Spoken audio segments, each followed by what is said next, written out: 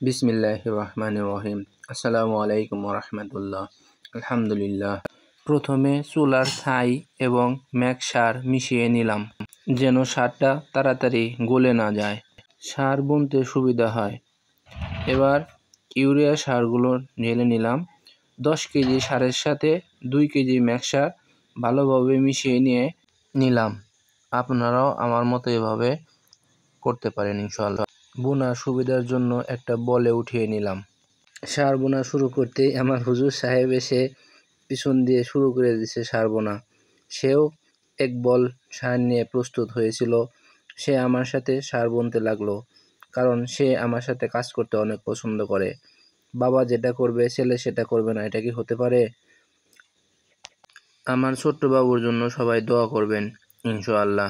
সে যেন জামানার একজন বড় আলেম হতে পারে। আলহামদুলিল্লাহ। আসসালামু আলাইকুম ওয়া রাহমাতুল্লাহি ওয়া বারাকাতুহু।